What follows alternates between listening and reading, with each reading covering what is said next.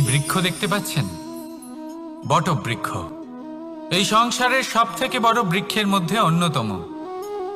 কি না করে এই বৃক্ষ, অনেক বছর ধরে বেঁচে থাকে এই বৃক্ষ। এই বৃক্ষ সর্বদাই বাড়তে থাকে। কত পশু পাখিদের এই বৃক্ষ আশ্রয় প্রদান করে। পথ চলতি পথচারীদের এই বৃক্ষ ছায়া প্রদান করে, আশ্রয় প্রদান করে, বিশ্রাম করার জায়গা দেয়, শীতল ছায়া দেয়। বটবৃক্ষ সংসারের সব থেকে বড় বৃক্ষদের মধ্যে একটা বৃক্ষ। এই বৃক্ষের বীজ সর্ষে দানার থেকেও ছোট হয়, কিন্তু তা মাটির মধ্যে সমাহিত হয়ে যায়, নিজের খোলসকে ভেঙে প্রথমবার অঙ্কুরিত হয়। আর তারপরে আস্তে আস্তে আস্তে একটা ছোট্ট বীজ একটা বিশাল বটবৃক্ষে পরিণত হয়। জীবনে যদি সাফল্য পেতে চান তাহলে এইভাবেই এগোতে হবে। ছোট ছোট পদক্ষেপের দ্বারা এই পথ চলা শুরু করতে হবে। সেই জন্য ছোট কাজ করতে কখনো সংকোচ করবেন না, ছোট কাজ করতে কখনো লজ্জা পাবেন না।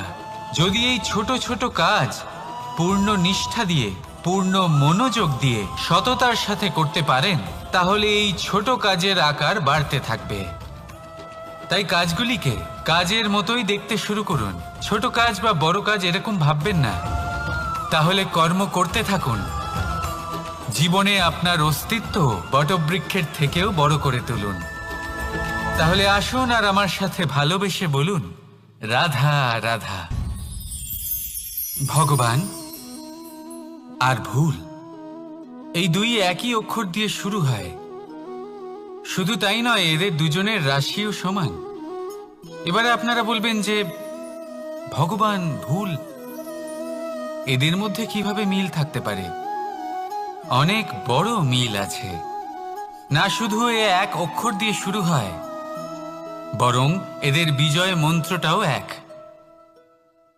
ভগবানকে মানুন, তাকে বিশ্বাস করুন, তাকে স্বীকার করুন।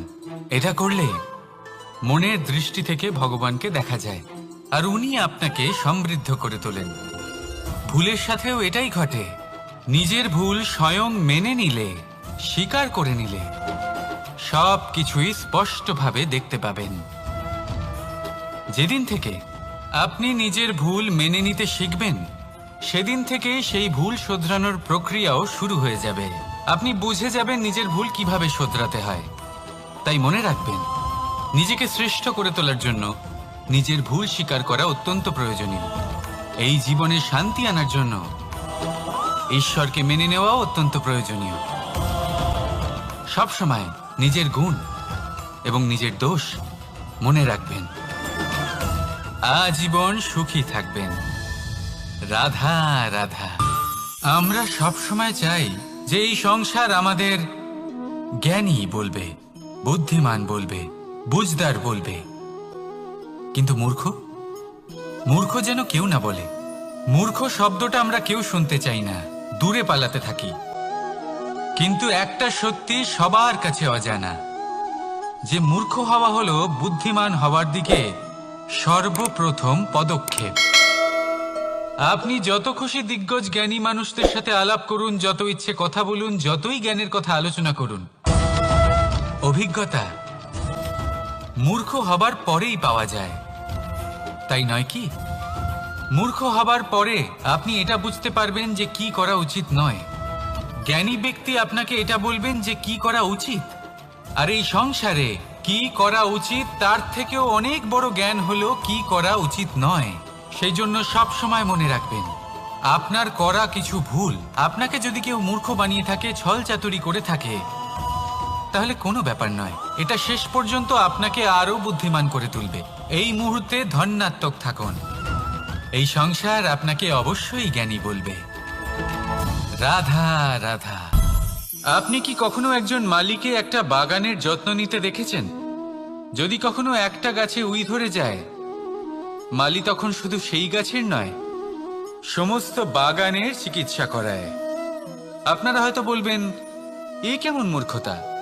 যখন উই একটা গাছে লেগেছে, সমস্ত বাগানের চিকিৎসা কেন করাতে হবে? এ তো অযথা পরিশ্রম করা। কিন্তু মালি খুব ভালো করে জানে যে উই হয়তো একটা গাছে লেগেছে, কিন্তু তা সমস্ত বাগানকে নাশ করে দিতে পারে। এবার মালির এই শিক্ষা, এই জ্ঞান অন্য অনেক জায়গাতে প্রযোজ্য। এই সংসারে আমরা শুধুমাত্র নিজের পরিবারের কথাই চিন্তা করি, তাদের যত্ন নিই, চেষ্টা করি যেন তারা ভালো থাকেন, সুখে থাকেন। আর সেই সময় এই সমাজের কিছু বিরোধী মনোভাব এই সমাজকে গ্রাস করে ফেলে, এই সমাজকে নষ্ট করে ফেলে, কিন্তু আমাদের নজর শুধু আমাদের পরিবারে থাকে। সেই জন্য যখন কথা ওঠে রাষ্ট্রের, দেশের, তখন তার জন্য সিদ্ধান্ত নিতে হবে, তখন তার জন্য ত্যাগ করতে হবে। আর মনে রাখবেন, যে সমস্যায় আসুক তার সমাধান পূর্ণরূপে বাঞ্ছনীয়। এই সংসারে প্রত্যেক ব্যক্তি যদি নিজের পরিবারেরও খেয়াল রাখেন এবং সমাজেরও খেয়াল রাখেন এবং সঠিকভাবে এই দেশেরও খেয়াল রাখেন, তবেই এই দেশ সম্পন্ন হতে পারবে। তাহলে আপনিও সেই প্রয়াস করুন আর আমার সাথে ভালোবেসে বলুন, রাধা রাধা। কথায় বলা হয়, জীবনে ভালোবাসাই হলো সুখের মূল। এটা সত্য। এবার প্রশ্ন হলো এটাই যে এই ভালোবাসা কার সাথে করা উচিত। যদি আপনি কিছুক্ষণের জন্য সুখ পেতে চান, তাহলে ভালোবাসুন নিজের রুচি মতো। যদি আপনি কিছুদিনের জন্য সুখ পেতে চান, ভালোবাসুন নিজের বন্ধুদের। যদি আপনি কয়েক মাসের জন্য, কয়েক বছর বা অনেক বছরের জন্য সুখী হতে চান, তাহলে ভালোবাসুন নিজের পরিবারকে, মাতা পিতা, নিজের সন্তান, স্বামী স্ত্রী, নিজের আত্মীয়দের। কিন্তু যদি আপনি চিরকালের জন্য সুখী হতে চান, তাহলে ভালোবাসতে হবে শুধু নিজের কর্মগুলিকে। কারণ সম্পর্ক যেমনই হোক না কেন, কখনো না কখনো ভেঙে যাবেই। এই সংসার হলো এমনই যে যাদের সঙ্গ আমরা পাই, তাদের সঙ্গ একদিন ত্যাগ করতে হয়। শুধু কর্মই হলো এমন এক সঙ্গ যা কখনো আপনাকে ত্যাগ করবে না। আপনার মৃত্যুর পরেও এই কর্ম আপনাকে বাঁচিয়ে রাখবে। তাই সবসময় মনে রাখবেন, এই কর্ম ধর্ম মনে করে পালন করা উচিত। জীবনের শেষ মুহূর্ত পর্যন্ত কর্মকে ভালোবাসুন, জীবনের শেষ মুহূর্ত পর্যন্ত সুখে থাকবেন।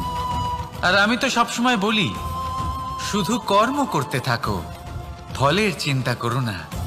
তাহলে আসুন আর আমার সাথে ভালোবেসে বলুন, রাধা রাধা। কখনো কখনো আমরা ভাবি যে কোনো ব্যক্তি যিনি ধর্মের পথে চলেছেন, যদি তার দ্বারা কোনো ভুল হয়ে থাকে, তাহলে নিয়তি তাকে সেই মুহূর্তেই কঠোর শাস্তি দেন। কিন্তু সেই সব মানুষ যারা সংসারের সবথেকে বড় অধর্মী, বহু নিকৃষ্ট মানের কাজ করেন, তাদের নিয়তি অনেক সুযোগ দেন। তাদের নিয়তি এরকম কঠোর প্রহার করেন না। এই ভাবনা কখনো না কখনো মনে আসেই। ভেবে দেখুন কেন। আসলে জীবনকে বেশিরভাগ মানুষ একভাবেই দেখে থাকেন, বিভিন্ন স্তরে একে দেখা উচিত। এবার আপনি বলুন, এই সংসারে কোনো অধর্মী কখনো প্রেরণার উৎস হতে পারেন? কখনোই নয়। যে মানুষ নিজের আত্মাকে মলিন করে ফেলেছেন, তিনি এই সংসারকে কিভাবে প্রেরণা যোগাবেন?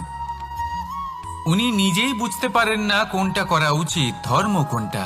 তাই নিয়তি তাকে একটা সুযোগ দেন, এটা বোঝার সুযোগ দেন যে কোনটা উচিত, কোনটা ধর্ম। সুযোগ দেন নিজের বিবেক জাগিয়ে তোলার, তাকে সুযোগ দেন নিজের অন্তরাত্মার ডাক শোনার। যখন তাতেও কাজ হয় না, তখন নিয়তির কাছে একটাই পথ বাকি থাকে, আর তা হলো মহাবিনাশ। মহাবিনাশ হয়তো দেরিতেই আসতে পারে, কিন্তু তা অবশ্যই আসবে। আর যখন মহাবিনাশ আসে, তখন মহাবিনাশের যন্ত্রণা সমগ্র মানব জীবনের যন্ত্রণার থেকে অনেক বেশি হয়। এই কথাটা সবসময় মনে রাখবেন। আর অন্যদিকে যে মানুষ ধর্মের পথে চলছেন, তার দ্বারা যদি কোনো ভুল হয়ে থাকে, তখন নিয়তি তার পরীক্ষা নেন। কিছুক্ষণের জন্য মানুষের মনে হতে পারে নিয়তি তাকে কঠোর শাস্তি দিয়েছেন, কিন্তু সময়ের সাথে আমরা সবাই দেখি যে যখন সেই মানুষ সেই পরীক্ষায় উত্তীর্ণ হন, এই সমস্ত সংসারের জন্য প্রেরণার উৎস হয়ে ওঠেন। অর্থাৎ নিয়তি প্রত্যেক মানুষকে তার কর্ম অনুসারে উচিত ফলও দেন, উচিত শাস্তিও দেন। পার্থক্য হলো শুধুমাত্র সময় আর আপনার দৃষ্টিভঙ্গির। তাই ধর্মের পথে চলুন আর আমার সাথে ভালোবেসে বলুন, রাধা রাধা। দ্বিধাবোধ। অনেক সময় আমরা জীবনে সেই বাঁকে এসে পৌঁছই যেখানে আমরা বুঝতেই পারি না যে এবার কোন দিক নির্বাচন করা উচিত। কখনো এদিকে যাওয়া উচিত মনে হয়, কখনো ওদিকে যাওয়া উচিত মনে হয়, কখনো দুদিকেই যাওয়া প্রয়োজনীয় বলে মনে হয়, কিন্তু তা তো সম্ভব নয়। কখনো কখনো এটা মনে হয় যে এখানেই থেমে যাওয়া ভালো, কোথাও না যাওয়াই শ্রেয়। এবার একেই তো দ্বিধাবোধ বলে। সংসারে এমন কোনো দ্বিধা নেই যার সমাধান সম্ভব নয়। এই দ্বিধাবোধ স্বাভাবিক। আর আপনার এই দ্বিধাকে আমি একটু সরল করে দিই।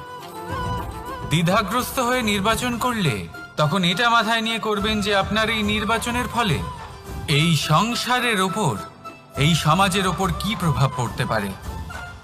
নিজের লাভ ক্ষতির বিষয়ে ভাবা ছেড়ে দিন আর কর্ম করুন সংসারের মঙ্গলের জন্য, আগামী প্রজন্মের মঙ্গলের জন্য। ভাবুন আপনার এই নির্বাচনের জন্য কিভাবে তাদের জীবনের উদ্ধার সম্ভব। কারণ এই ভাবনাই হলো উচিত ভাবনা। কারণ অনেক সময় ওষুধ একটু কড়া মনে হতেই পারে, কিন্তু এই ওষুধই তো রোগ মুক্তি ঘটায়। সেইভাবে আপনাকেও এই দ্বিধার মুহূর্তে কঠিন নির্বাচন করতে হতে পারে। এই কঠিন নির্বাচন জীবনে কঠিন পরিস্থিতিও আনতে পারে, কিন্তু যদি এই নির্বাচন ধর্মসঙ্গত হয়, যদি এর দ্বারা সংসারের মঙ্গল হয়, তাহলে এই নির্বাচনই হলো সঠিক নির্বাচন। আসুন আমার সাথে ভালোবেসে বলুন, রাধা রাধা। মানুষ নানান ধরনের বাসনা পোষণ করেন। তাদের নানান ইচ্ছে থাকে, অভিলাষা থাকে, নানান কামনা করতে থাকেন, স্বপ্ন দেখেন, প্রার্থনা করেন যেন তা সফল হয়, নিজের সম্পন্নতা কামনা করেন, আর শেষে নিরাশ হয়ে যান কারণ এসব কিছুই পান না। আপনাকে একটা ছোট্ট উদাহরণ দিই। জঙ্গলের রাজা কাকে বলা হয়? সিংহকে। এবার যেহেতু সিংহ বনের রাজা, তাই হরিণ তো তার কাছে এসে এটা বলতে পারে না যে আপনি হলেন বনের রাজা, তাই আপনি আমাকে মেরে ফেলুন, আমাকে খেয়ে ফেলুন আর নিজের ক্ষুধা নিবারণ করুন। এমন তো হয় না।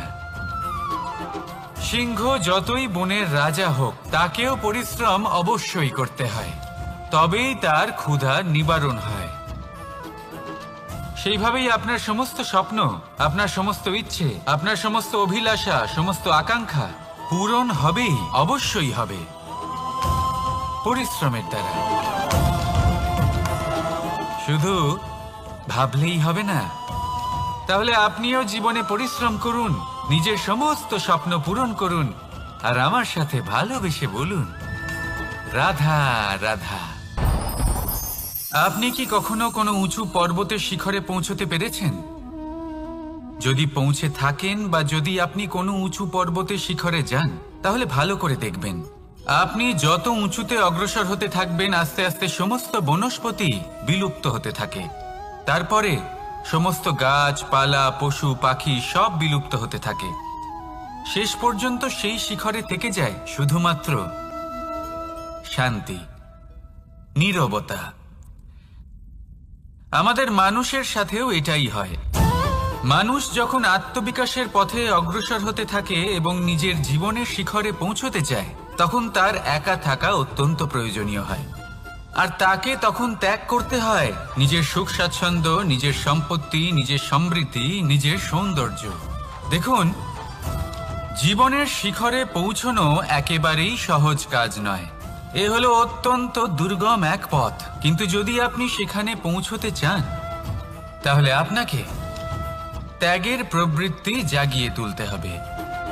ত্যাগ কি সেটা জানতে হবে, কারণ ত্যাগের ফলেই মনে শান্তি আসে, আর সেই শান্তির ফলে মনে উৎপন্ন হয় প্রেম। আর এই প্রেমই হলো জীবনের অন্তিম লক্ষ্য।